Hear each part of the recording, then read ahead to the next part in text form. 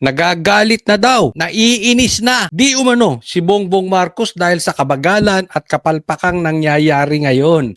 Siyempre, yung kanyang mga aso, parang puro tahol, walang kagat. Yan po ang naririnig natin, hindi po natin alam kung totoo. Pero matindi po ang ugungan dyan. Kaya baka magkaroon na naman ng palitan. Hindi po ako nagpapauso, alam nyo naman. Madalas ang palitan sa liderato ni Bongbong Marcos. Pero ito ngayon ang matindi. Tila ang papalitan si Matibag, pambihira, kauupo lang. Sige, pag-usapan po natin. Teams ng Philippine National Police o PNP para hanapin si Senator Bato de la Rosa. Ito ang kinumpirma mismo ni PNP Chief General Jose Melencio Nartates Jr. Pero aminado ang hepe, mas maigi kung sumuko na lamang si Bato. Teka muna. Bakit sa PNP nyo pinapahanap si Bato? Ba't nyo ipahanap kay Matibag? Total NBI naman eh. Diba? NBI naman ang pumapalit yan. Hindi ko po dinidisrespect ang mga NBI kasi maaayos yan. Talagang for how many years? Mukhang napakaganda naman ang pamamalakad ng NBI. Ngayon lang talaga parang nagkakaiba. Akalain mo sila yung sumugod sa GSIS. Ang taga-serve ng warrant nila, si Trillanes. Ang tagahuli, NBI, ba't hindi pulis? Ngayon, ibabalik nyo sa pulis? Hindi, ibigay nyo kay Matibag. Ibigay nyo sa NBI. Hindi kaya ni Matibag, no? Palpak na.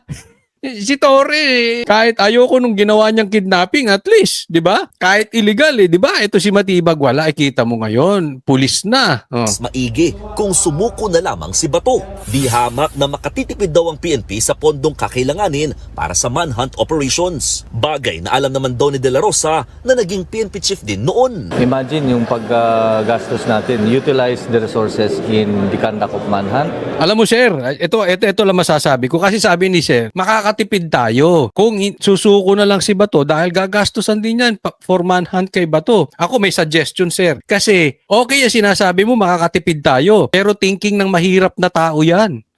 Di ba? Yan ang thinking na mahirap na tao. Magtipid.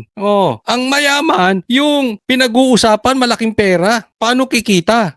Anong connection nun? Kasi small time yung iniisip mo, sir. Ang hulihin ninyo yung mga magnanakaw ng ghost projects. Yung mga, ang ninanakaw bilyon. Magkano matitipid mo dyan, barya? Kahit sumuko si Bato. Sir, eto sasabihin ko sa inyo with all due respect. Kahit sumuko si Bato, kahit makatipid kayo, gutom pa rin ang aabuti ng Pilipino. Pero hulihin ninyo, pursigihin ninyo yung mga magnanakaw sa gobyerno. Yung mga ghost projects, mastermind. Sigurado ako, haya-hayang buhay ng Pilipino. Una, magmumura ang bilihin. Baka mawala pa nga ang taxes kasi sa sobrang dami ng pera. Babawasan ng tax. Dumami trabaho. In short, wag manipis ang utak, sir. Yung diskarte nyo, mahinang klase.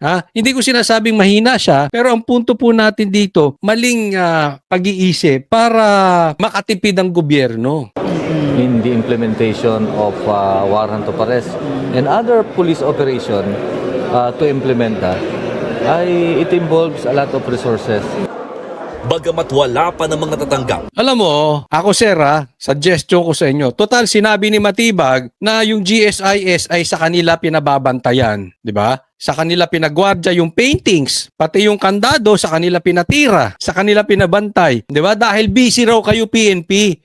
Total, magaling si Matibag. Magaling yung NBI. Back off na kayo. Kaya na ni Matibag yan. Di ba? Kung hindi ako nagkakamali, parang nasasabi ni Matibag. Hindi ko alam kung galing sa kanya o kay Boying, parang minaman-manan na. Pero alam kung nasaan si Bato. Sabi ko, kalokohan yun. Nakausap ko sila Attorney Torion sabi. Sabi nila, alam nila kung asan si Bato. Ako nga, hindi ko alam Sabi ko, maniwala ka doon kila Matibag. Paano nila malalaman? Hinuhuli nga nila. Kung alam nila, di hinuli nila. Hindi nila alam, kaya nila hinuhuli. Ngayon, iba naman magpapatulong na sa PNP. Wow, mahinang klase talaga, mahina. Na anumang surrender feelers, tiniyak ni Nartates na pwede raw ituloy ni De La Rosa ang lumutang noon na plano nitong pagpapasailalim sa protective custody ng PNP. Seeking protective custody is meaning that is surrender, Odi.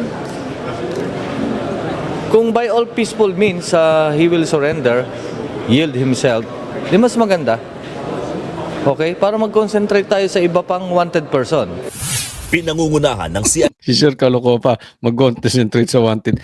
Mag-concentrate kayo dun sa magnanakaw sa gobyerno. Pang wanted person. Pinangungunahan ng CIDG Directorate for Intelligence ang pagsisilbi ng arrest warrant laban kay De La Rosa. Sa ngayon, maingat ang CIDG sa mga inilalabas na impormasyong patungkol sa posibleng kinaroroonan ng senador. We must remember na dati siyang PNP officer.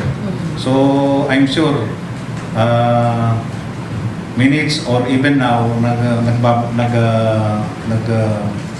nanonood siya ng anong ito. Okay. And from my expression, body language, and the way I answer, ano niya po yun, i-interpret niya yun. Understood. He is a good intelligence officer. Nakahanda rin daw tumulong sa pag-aresto si MMDA General Manager Nicolas Torre III na dati ring hepe ng PNP. Part pa rin naman ako ng gobyerno eh. Kaya sa manhunt, in terms of manhunt, pwede talaga kami sumali. Binabantayan namin, malay mo, nagtago sa landfill, nagtago sa estero, Nagtago na naman sa landfill, sa estero. Mahilig talaga to si ano, kasabagay yung pagmumukha niya panghukay eh, no, si Torre. Mahilig maghukay, naghukay to sa KOJC eh, di ba? Naghukay yan. Nagaanap ng gintoan, gustong yumaman. Kung ano-ano hinahanap nito eh. Si Pastor daw tumago sa dingding. Kung ano-anong maligno.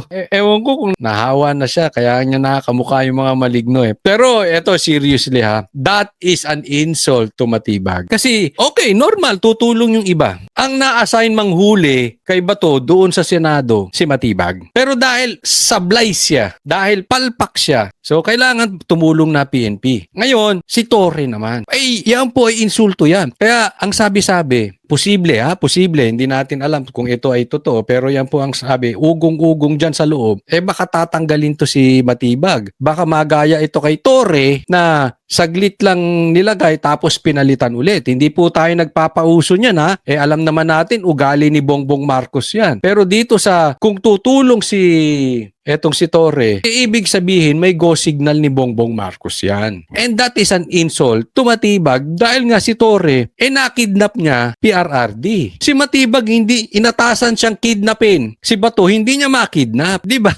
So, okay lang magpatulong pero kung magpapatulong ka doon sa isang naging successful sa isang bagay na halos parehas kayo ng assignment, makikita natin yung puso ng presidente. Oo. Kung ako si Matibag, magagalit ako dito. Bakit ka nang hihimasok? Bakit epal ka? Of course, hindi niya sasabihin yung harap-harapan. Kunwari, bati sila. Hindi naman yun parang si Lacson eh. Di ba? Na parang binabae. Kung ano-ano sinasabi. Oo, pero sa loob nun, teka muna. Talagang nilalagyan ako nito si Torre. Nilalamangan ako. Ineepalan na ako nito. ano dyan sa kalsada, ayan, pwede nyo kami maasahan dyan. Nagsasagawa na rin ng manhunt operation ang National Bureau of Investigation. Ayon kay NBI Director Melvin Matibag, may binuo na silang team na nakatutok lamang sa paghahanap kay Senator Bato. Ayo, meron na silang team. Galingan mo para mapuri ka ng presidente mo. Galingan mo rin. Teka muna, ako'y nananawagan sa GSIS. Kailan nyo ba pababantayan yung building nyo dyan sa NBI? Okay na po ba? Wala na po bang sigalot dyan sa GSIS?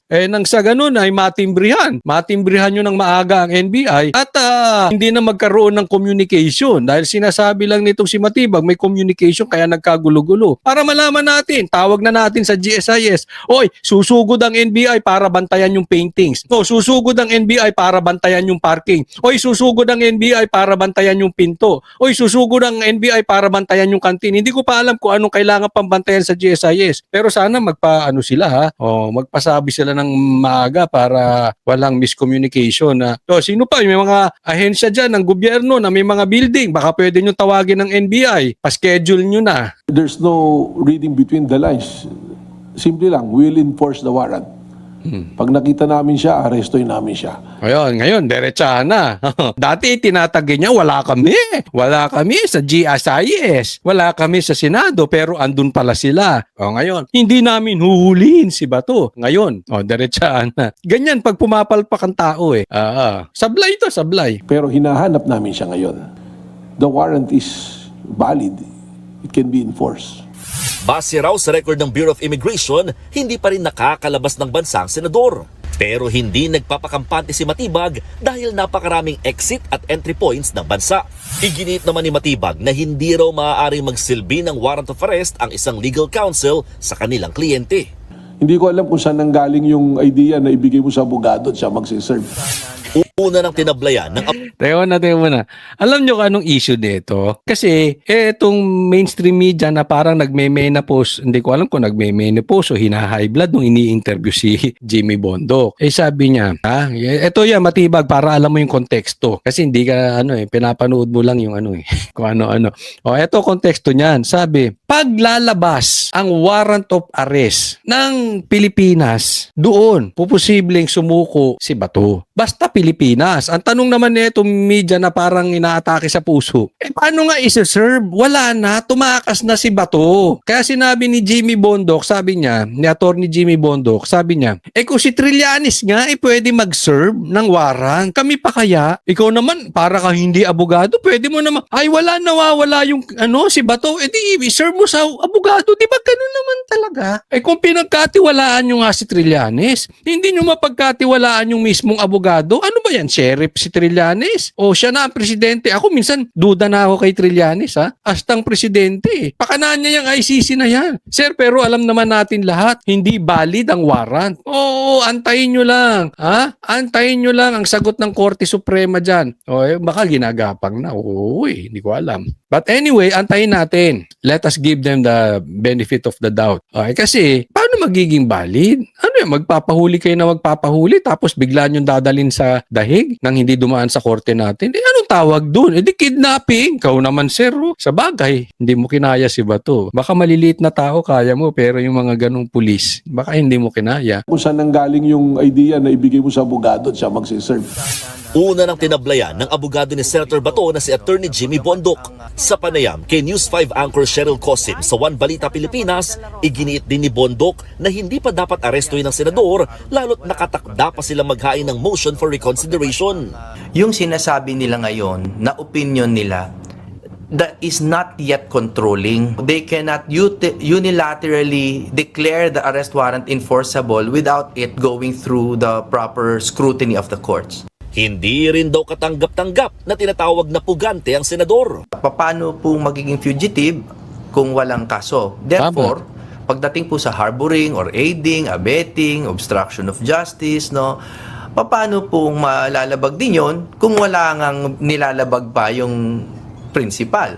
So madaling salita ay sinasabing pinatakas, tinakas, harboring, kinukupkup, at kung ano-ano. Hindi po bawal yun. Kasi nga walang, tanong ko sa inyo, meron na bang nilabas na warrant of arrest ang korte natin? Ayun na lang Pag may nilabas at itinago ng kung sino man, ayun, kaso yun. Ang problema, wala Hindi nga sinasubmit ni Matibag yung warrant of arrest kay Cayetano. So, there are no laws being broken here. Bagamat hindi nila kinukumpirma kung nasan mismo si Bato, masama raw ang loob nila na mismong taga-Pilipinas pa ang nag-a-apply ng Interpol Red Notice laban sa senador. Alam nyo po, mabigat yan, Kasi usually po, ang nag-a-apply niyan yung mga ibang bansa na either kalaban natin or sinusubukan kunin ng ating isang citizen, Sa huli, Alam mo, may punto dito si Attorney Jimmy Bondoc. Parang kinakanlong pa natin. Tayo pa ang namimigay ng ating kapwa Pilipino sa ibang bansa. Usually sila mag-a-apply niyan diba? Tayo hindi. Pinamimigay na, ito na sa'yo na, Ako, ito pakinggan po ninyo mabuti. Lalo ako na-turn off doon sa media. Turn off ako sa media na halatang pro-ICC. Alam nyo, okay, kasi yung mga politiko, hindi ko sinasabing mali, hindi po okay. Pero, nauunawaan natin kasi mga politiko yan. Karamihan dyan talagang may pagka-diablo. Ang sarili lang iniisip niyan, ang nasa isip niyan, pera, kapangyarihan. Pera, kapangyarihan. Diyan lang umiikot yan. Pero media, tayong media, especially mainstream media, tapos pro-ICC ka, mainstream media ka, hindi na ba kayo nahihiya sa inyo? Pinaggagawa? Ang kakapal ng mukha ninyo, kayong mga mainstream media. Dapat kayo ang nagiging kasangkapan para napoprotektaan natin yung mga Pilipino hindi pinamimigay. Di ba? Wala namang problema kung parusahan ng taong bayan yung nagkakasala. Padaanin lang sa due process. That is the very purpose that we have laws. That is the very purpose we have the court. Kasi magkakaiba-iba talaga tayo eh. Yung mag-asawa nga magkaiba ang gustong pagkain eh. Tayo pa magkakaiba tayo ng side. Kaya nga meron tayong korte so that the court will decide non-politically. Yung po ang purpose nun. Eh kung papabayaan natin yung banyaga, anong klase kayong media? Hindi ba kayo nahihiya sa balat ninyo? Yung po yun eh. Hayaan na natin yung mga vloggers na sa gigilid. Kumikita yun. Kailangan nilang kumita. Walang pera yung mga yun eh. So kailangan nilang magpabayad. Pero kayong mainstream media na kinakanlong kayo ng mga oligarch, ang dadami nyo ng pera. Nakisawsaw pa kayo sa kababuyan ng politika. Kayo na po humusga. Sino-sino itong mainstream media na pro-ICC? O, ilagay nyo dyan sa comment section. Hayaan na natin yung politiko. Talaga mga buwakaw yung mga yan. Buwakaw sila. Eto, dito na lang tayo. Lagay nyo. Anong channel yung mga pro-ICC na media? Isang citizen, no? Sa huli, muling iginiit ng kampo ni De La Rosa na mas maiging litisin na lamang siya rito sa bansa kaysa sa ICC na kinalasan na ng Pilipinas.